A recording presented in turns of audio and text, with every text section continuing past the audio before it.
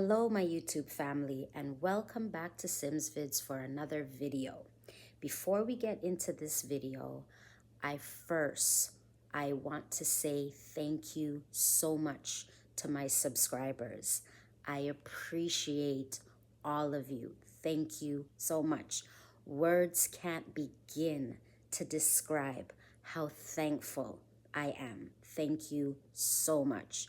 I pray that this platform will continue to grow and you guys will be entertained and enjoy the content that I'm trying to put out. Now, with this video, it is something that I've been wanting to do for quite some time. I've not really disclosed to people who my father is. Growing up, people just saw my mom because that's who my sister and I lived with, our mother. But my father was a musician, but he is now retired. And I just figured that he has so much stories to tell in his journey with being with a group named the Mighty Diamonds. I never really disclosed who my father is. If you are close to me, you know. Casually, I don't disclose it. It's not something that I really talk about because growing up, a lot of people I found would talk to you because of your popularity status. I wanted to be popular off of my own merits. So today I'm gonna open up my world and I'm actually going to interview my father. And I am looking so forward to this interview. So stay tuned and I hope you enjoyed this. Okay, YouTube family, so I have my father on the phone. His name is Lascelles Hewitt, and he was a member of the Mighty Diamonds. Dad, say hello to my YouTube family. Hi, hello, how are you all doing? Okay. So I'm gonna ask you a few questions about your journey with the Mighty Diamonds. Okay, I'll be Okay? delighted to answer. Okay. So we're gonna start off with, when did you start playing with the Mighty Diamonds? Oh, well, after the group was formed, I came in at about 1980, somewhere around there, and started to do what they were formed before, and they've been through a bit of transition. Then I came in, and that was a vocal group, but I was one of the cornerstone musicians. Okay. And what inspired you to start doing music? Well, I was into electronics, and I have a friend who was already playing, and I started to just hang around with him, and then I get inspiration. Okay. I developed affinity for it. All right. So, do you write or read music? Yeah, very much. That's my specialty because I really did not go into music for any sort of financial reward. I do it because I really loved it, and as a result of that, I think I have had a lot of fulfillment. Okay. So, do you have an influence, like a musical influence in the music industry? Well, what do you mean? Am I an influence to others, or have I been influenced by others? Were you influenced by someone? Oh, yes. Well, At the early age, I'm from Jamaica, and I used to tune into the American station and used to listen to those musicians in the 60s onward. So I was inspired by them, and I used to listen to the local Jamaican musicians and like the Tammy McCook and the Sketterlight and other groups like other groups, established groups, and then I've been inspired by those groups, and you know. Okay. And Yeah. do you find inspiration in lyrics? Like when you listen to a song, whether it be a song of the Mighty Diamonds or from someone else, do you find inspiration in lyrics? Of course, because the lyrics has always been telling a story. It's a narrative of something that has happened or something that is likely to happen. So I always listen keenly to lyrics. Yeah, it's a very integral part of any song. Okay. Did you like traveling the world? Initially, I started to travel extensively from continent to continent, all over. But there was a time when it was tiresome to me because when we traveled, we would be sometime, if I'm in Europe, I may be doing a country each day. It's very, very, very, very tiresome. You were doing a country a day? Yes, we'd be doing that. Like, for instance, I might be in Germany and we finish a concert, and then we have to think about moving on to another state and just keep going until, I tell you, we would travel from the Jamaica to England. We'd do a huge concert. Then we'd move over to Europe, and then we'd do a concert in maybe France, and then we just keep going until we finish the European side of the tour. Then we'd perhaps take a little break, and then we'd perhaps think about the Far East. We'd probably go to Japan, we'd probably go to Hawaii, all over. And then we take a little break again, and then we do the Caribbean. It's a whole difficult thing. It's very tiresome. So for that reason, your original question was if I enjoy traveling. Initially, yes, but after a while, it's become a very hard labor for me. So, it was starting to take a toll. Yes, it's difficult. Very, very difficult. You're not eating right, although, we have means, but you just have to be going from one place to no rest, Wow. So it is very, very difficult. That's the only thing about music that I really don't like. Extensive traveling. And then when we get to the venue, listen what happens is that we have to do like a sound check to make certain that everything is set for the concert. Then we'll perhaps get a little break to go home to the hotel, and then we relax a little, have a shower, then we get back to the concert, finish the concert. I'm sorry. Then we'd have to be on the move again. So just like that, continuous. So when you went on these tours to these other countries, you had downtime from rehearsal with the Mighty Diamonds. What did you do? We'd rehearse for a concert, and then we'd take that show on the road. And for maybe another tour, we'd have another set, So we have the same thing going through from states to state. So there really wasn't any downtime. No, not really. Oh, wow. None whatsoever. No downtime. So that's the difficult part of it.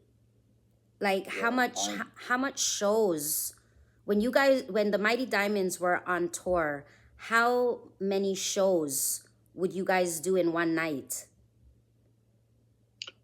Just one. Just because one. we do huge concert. We'll be playing like into like stadiums and things. Like we don't play in clubs. Hardly we don't play club dates. So we like play like huge concert. Madison Square Garden. We play Radio City Hall. We play amphitheater, open ears, and it was a very major group. You played at And- Madison Square Garden? Yes, we played there Wow. several times. I didn't know that. Yeah. Mm-hmm. Wow. Hollywood Palladium, the Ritz. Yeah. Wow. And what happened again is that when we are touring, sometimes we tour in group. All the major artists from Jamaica would be on a tour. So when we're touring, like we'd have like 8 huge bus of musicians and artists traveling. And so when we doing our concert, it's going to be a drug outing because you're going, for instance, if we're doing a thing, you ever heard of Sunsplash? Yeah. Sunsplash? Yeah, Sunsplash, yeah. Yeah. That's difficult because you have all the major artists going to be on that tour. And you're going to be there until the concert is concluded. And then you're going to be moving on again. And it's very hard. Yeah. Wow. But I would like to talk about my antecedent as a musician, how I got started. Okay. And but perhaps we could do that at another time. The different artists that I've played with, and so on and so forth. Actually, that's one of my questions that I'm going to ask you. So if you want to talk about it now, you can go ahead. Okay. Well, when I started, it was in the early days when artists weren't doing a lot of tour. Seldomly you'd have Jamaican artists going abroad to do a tour. So all the major acts would be on the North Coast. And we play in venues, in clubs and in hotels. And that's how I came to be with, started with you may have heard of Bob Andy and Marcia Griffiths. Yeah. Okay. Marcia Griffiths. Bob, Yeah. Bob as in Bob Marley or no? Yeah, Bob Andy. Oh, But I've Bob worked with Andy. Bob Okay. Yes. But I've worked with Bob Marley as well. But Bob Andy was a prolific artist. He was one of the most recognized artists we have. And he died recently, some time ago now. But you may have heard of Marcia Griffiths. They used to collaborate. We were together as a group, and then they have a tune that they call Young, Gifted and Black. You could look up for that song on YouTube. Mm-hmm. Marcia and Bob, and it was a great success. And so that opened the door for them internationally. And and Leroy Sibbles now, he was a Studio One bass man. Mm-hmm. And most of the hit tune in those days, he played most of those songs. And back most of those artists. We were together with, there were 2 guitarists in the band, a Studio One guitarist, Rick Frater, and I. And then he left and he went back to the studio. Leroy Sibbles went back to the studio. And then we went further down to the coast and doing shows.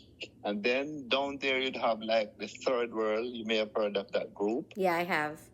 They were there also. Barry Salmon and all the popular artists would be on the coast there doing their thing until the doors opened for us. So, when you're talking about the coast, are you talking about the coast in Jamaica? Pardon me? When you're saying the coast, is it the coast in Jamaica? Yeah, in Jamaica. In Jamaica, okay. North Coast, yeah. Okay. So can... Ochoris to Negril. Ah, okay. Yeah. Mm-hmm. So can you name some other artists that you've worked with and your experiences with them? Well, during that period, I've worked with all the artists like Peter Touch, Bob Marley, Bunny Wailer, and uh, Ken Booth, and all the uh, trying to remember some of these popular artists like you know that guy, the guy that made the tune, the tide is high, and I'm holding on. Oh yes. Yeah. I don't know the name of the person, but I'm familiar with the And song. Dennis Brown. Yeah. Oh, okay. Yeah. And also everybody. Wow. Everybody that was active in that era. Yep. So is it only reggae artists that you worked with? Well, no, we could play any genre. But when we are touring, we have this Jamaican brand. We're going to be doing just strictly reggae. Have you worked with artists outside of the reggae genre? Oh yes, I've worked with artists, but I tell you something. If you really hope to make a living, you just have to stick to what would be popular and what you could make an income from. Because if you're going to be going into other things like other styles of music, the record buying market out there is just not there for it. Right. Because I've seen a lot of Jamaican artists make a try at bury someone and it just never come to anything. And they're very good artists that could sing any genre, Right. Yep. So. Can you name some artists that you've worked with outside of the reggae genre? Well, most of those outside are never really have much commercial success. So, they're just local artists that would be on the North Coast here, like Myrna Hicks and so on. And, local artists on the coast. But I remember that you and I were having a conversation one time, and you mentioned something about you playing for Stevie Wonder. He wanted me to come he wanted me to come and do some recording and be with a group over there in California. Oh, and okay. We did a little thing together, and he was impressed. He come about and I was playing, and he came up, he joined, and then he was interested. That's the time when some of the guys that I used to play with, like Tony Williams, they call him Eruption. He went with Stevie. Third World went with Stevie and a lot of my colleagues. But I was sort of not comfortable in doing that because the group, Mighty Diamond, just have a big contract with Island Records. Right. And that was a certain thing. So I said, you know what? I'm not going to be giving up certainty for uncertainty, and I stick with the group. But, and my friends went on and they did albums and, they did well. Oh. And then Tony, a guy that I brought into the group that I was in, he did pretty well. He's still with Third World. And another guy, Richard Barr, and so on. But I wasn't interested at all. Okay. Yeah. Okay. Can you name some of the countries that you've traveled to with the Mighty Diamonds? Boy, it's going to be taking a lot of time, but just think of all of Europe, like even Germany, Spain, all of Europe. And we went to Africa, many countries in Africa. We went to Japan. The only country I have not been to is China. But we went to Hawaii, we went to Japan, we went to all over, everywhere, just about everywhere. Wow. Yeah. Wow. I'll have to make a list and send it to you. It's going to be Yeah. No, it's okay. I take your word for it. Yeah, it's just everywhere. Yeah. I But was looking through. I was looking through an old passport, and I said, "My God, I never even know that this country exists." I look and I say, "I've been there. I've been there. My goodness, I've been everywhere." Yeah. you got a lot of stamps in your passport. Oh yes, I have to be changing them regularly. What was it like traveling with the Mighty Diamonds as a group? It was good. They were very amiable people, and and we had fun together, and it's just a sad thing to see that the lead singer just was, and one of the backup singer died recently, and it was very painful for me, very very painful. But they're very nice people. I tell you something. It is safe to say that group have the most hits of all the groups in Jamaica. They have more hit than any other group. Hit songs Yeah. than any other group. Yeah, it was nice. Very, very nice working with them. But listen what happened. When I came to America, you asked me once, why I stopped working with them. Yeah. When I came to America, I came and I started to live in America. And my brother petitioned for me for a green card.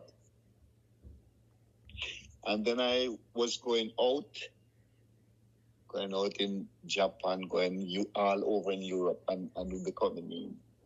And one of the immigration persons asked me what happened, where I live. So I tell him that I live in Jamaica, and then I never go out again. And then I get my green card, and I just decide, to fold it up. Oh, okay. Yeah. Like, do you have a favorite country or city that you really enjoyed when you were with the Mighty Diamonds? I am inclined to have affinity for third world countries more than even the developed ones. I see some similarities. I see vegetation are similar to ours. I see places that you will have rivers and that you'd have fruit trees and everything. I tend to like, even in the Caribbean, I tend to like it a lot. I like all the Caribbean countries. Oh, okay. Even, yeah. For you, And, go ahead. Sorry, Dad. Go ahead. yeah, I like the Caribbean countries. For you personally, developed country, let me say this. Okay. I was a bit disappointed when I go into some of those developed countries because, I was expecting more. And some of like in France, I've been hearing about Paris since the day I was born. And I was expecting to be at a higher standard. But to me, I wasn't impressed. I like Spain very much. Oh, okay. For you personally, what comes first? When dealing with music, melody, lyrics, or rhythm?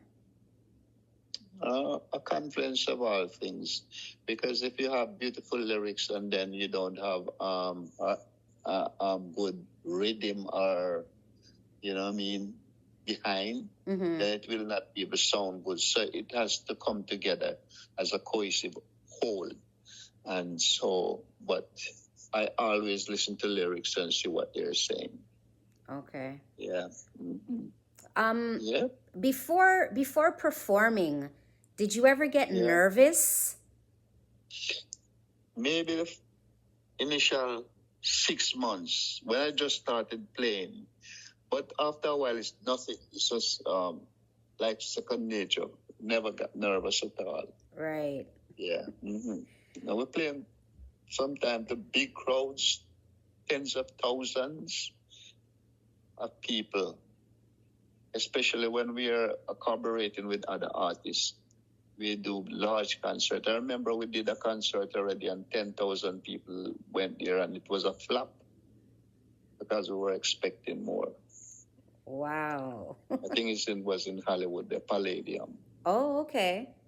And we work with other artists like this guy, what's his name again? Billy Preston. You ever heard of Billy Preston? No, it's not ringing a bell. What's many other group will come in and just collaborate with us. Oh, okay. Yeah. Do you have like a memorable performance? Like a performance that you did that just stands out to you to this day? Let me see. Let me see. I don't know, but I like to do concerts that I see a lot of different people enjoying themselves. Oh, so Let me try. I'll try to think of one. so for you, it was that the people were engaged in the music, enjoying themselves, Yes, and when they're really enjoying themselves. okay. But one of the countries that are highly appreciative of Jamaican music is Japan. I love working there. And they come out in huge number. I remember people come out in maybe 40,000, sometimes 50,000. Yeah, group. Wow. Yeah. That's a And large Europe. group. Yeah. Do you think music has evolved over time? Of course it has. Because I remember when Jamaica music was what you'd call, you may not know it, but a genre that they call mento. No. Okay, and then it evolved into what you call rock steady. You may have heard. Mm-hmm. And then it went on to reggae. And then we start to have a sort of split with the rock music, the DJ thing. Right. Yeah, so it just has evolved. Yeah, but I think the earlier music were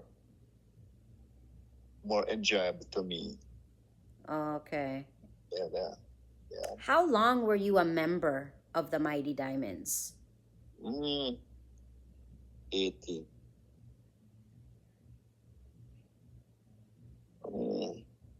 80. Over 30 years, Wow. Yeah. Oh, okay. Yeah. Mm-hmm. Were you with the Mighty Diamonds before I was born? No. Nobody were touring that time. Okay. Yeah. People started to tour by then. Okay. But so we have to just work where we could make a living. Yeah. Do you miss the Mighty Diamonds? Sometimes I miss but the work was too much for me. I can tell you that. Yeah. I couldn't. It was too much. The traveling. Yeah, the traveling and the work was too much because, as I tell you, we have very little time to rest. Right. And that was what I never liked about it. Yep. Do you have a favorite genre of music? Well, I like all music, and I'm very versed in. I'm a very good jazz musician as well. Okay. And I like classic. I play a little classic, so I play everything. Yep. What is something fans would be surprised to learn about you? Let me see. Let me see.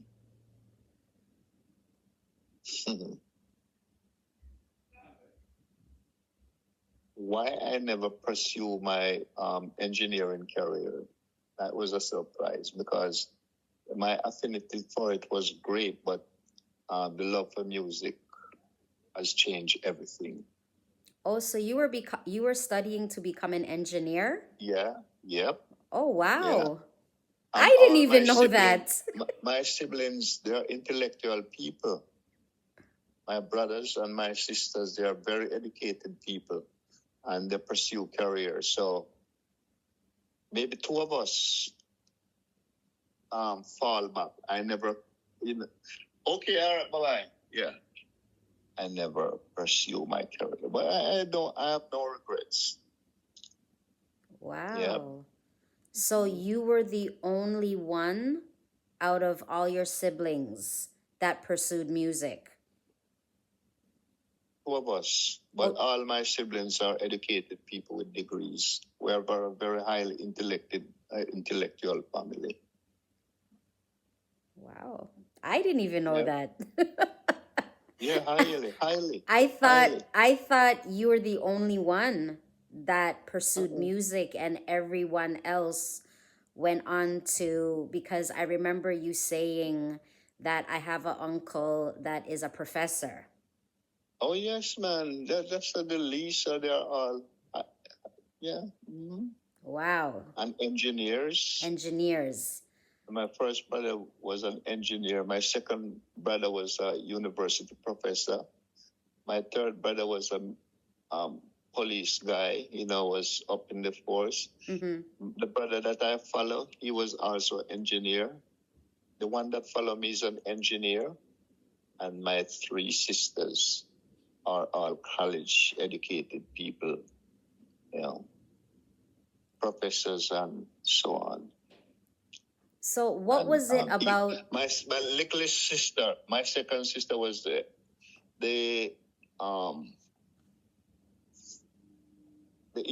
economist for the Jamaica. Mm-hmm. The sister that followed her, she's now in the United States, and she have a big job with the government to manage the airport, the shipping company, and so on. She was the managing director for Grace Kennedy, and my sister, the big one, Beverly, she's a registered nurse. Oh, I didn't know that Auntie Bev was a registered nurse. Yeah, she's a traveling nurse now. Oh, okay. Mm-hmm. Wow. So what was it about music that you fell in love with? I don't know. That's the richness of music. I really love music. And so it deprived me. I wouldn't even say deprived because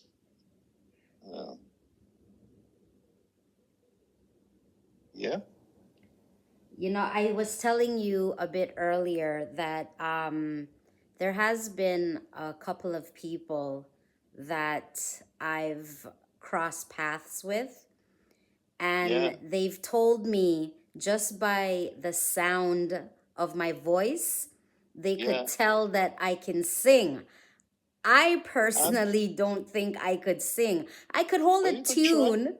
I could hold a tune when I'm singing to my kids at work, but to say that I would go on a stage and sing, I don't think I have it like that. Go try some. You have karaoke, what they call it? Karaoke, yeah. Yeah, do it. Go and make a try at it, and then you'll know. I don't think I'd be willing to take that type of risk. Because I was telling the lady I could sing to kids, but I couldn't really say I could hold an audience.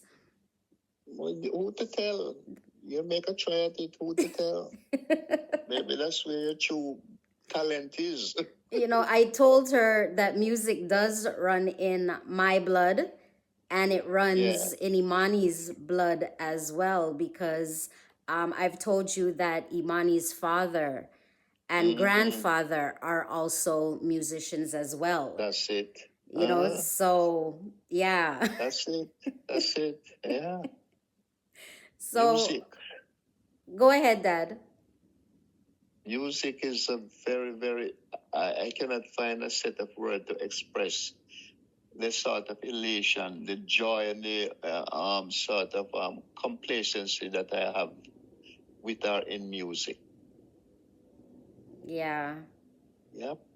Same with me too. Like my Yeah, love yeah. for music, it's undescribable. And if I'm in a Mm-hmm. mood, and I know some people say when they're feeling sad, they listen to slow jams. Me, I could be in any type of mood and listen to any Yeah, type of music, and I'm still getting the story behind what the artist is trying to say. that's it. Beautiful. Yeah.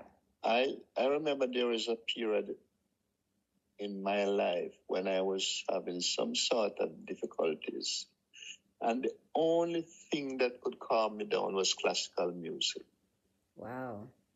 I would listen to that every day, and that would just quiet my mind, and my nerves. I love classical music. They say that classical music, it Yeah. calms the brain. Oh They even my. say like when women are pregnant, to Yeah. play classical music while they are pregnant, and Yeah. the baby will come out very relaxed. There's something about Yeah. That's it. classical Mm-hmm. music that makes people relaxed. Yeah. Classical music is really something I cannot explain the way it let me feel. Of all music, the one that has the greatest impact on me is classical music. Oh, okay. I've Yeah. not reached that level. Like I'll listen to Yeah. classical music here and there, but I don't appreciate it as some No. do. Yeah. You have to be listening to it early. I started to listen to that thing maybe at an early age. My brother used to buy this classical artist Mario Lanza, and he Uh-huh. used to play it in the house. So that's how I got to develop an ear for it. Oh, okay. Yeah. What advice would you give someone just starting out in music? Oh, it depends on what the desire of such person. If you want to be an instrumentalist and you want to be a good instrumentalist, you just have to do everything that is required of you. Like you have to learn to read music, and you have to learn a little music theory. Yeah. You have to learn the instrument properly.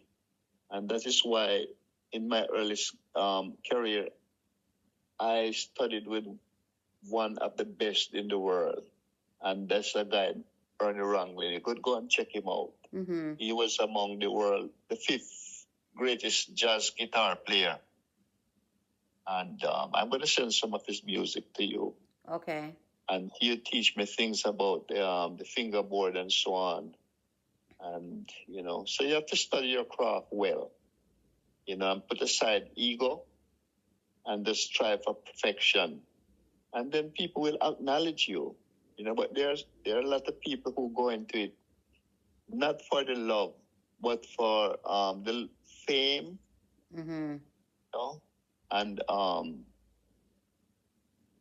expediency.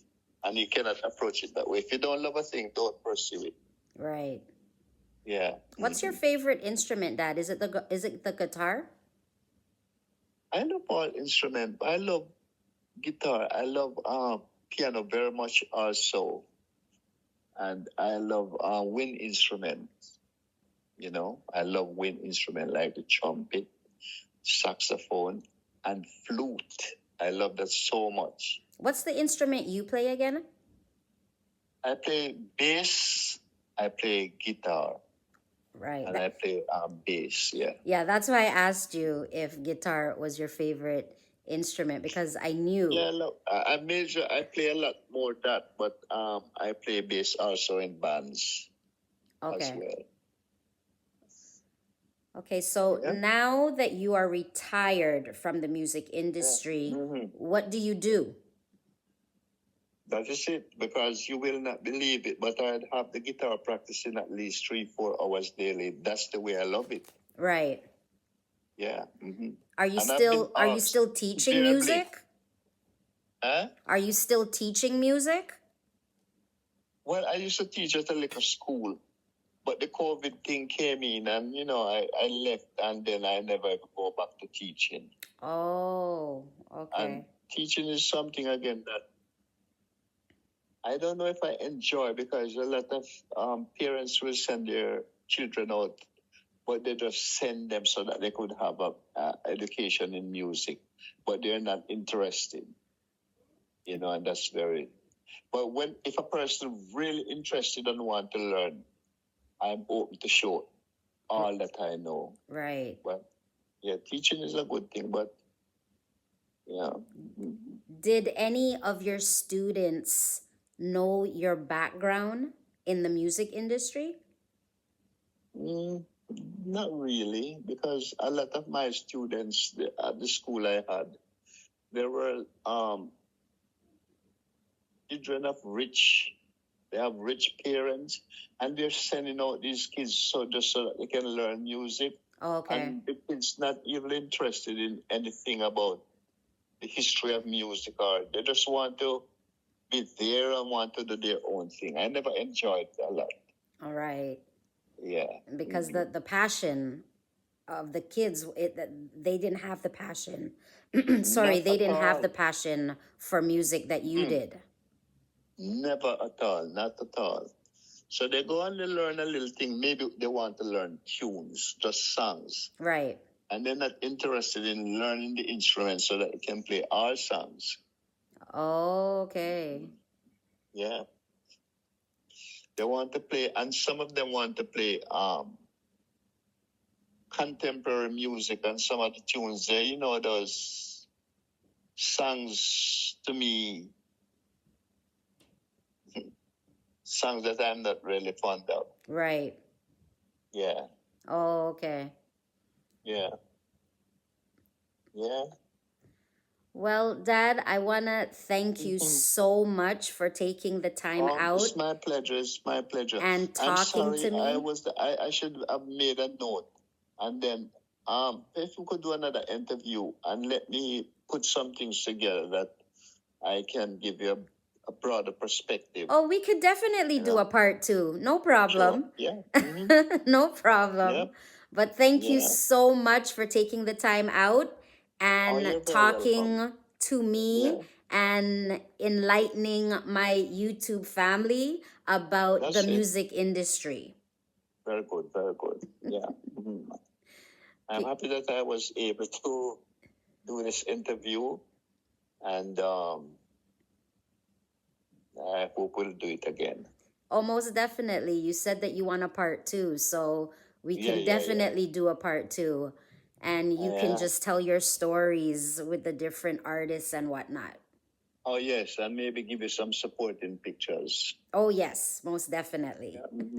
Yeah. Okay. Okay, have a nice evening, and you as well, Dad. Talk to you. Okay, thanks very much. Okay, bye-bye. All right, bye. Bye-bye. Yeah.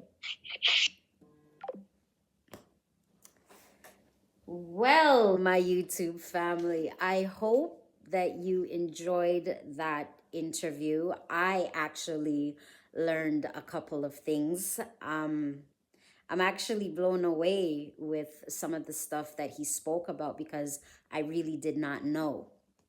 But I just want to say thank you again to my father for taking the time out and doing this interview. And I hope that you guys enjoyed this video. What I do want to ask you is to please subscribe.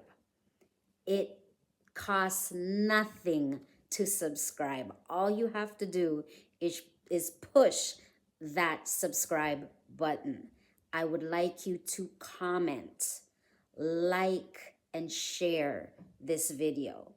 I really hope that you enjoyed this video, and I will see you in the next one. Take care.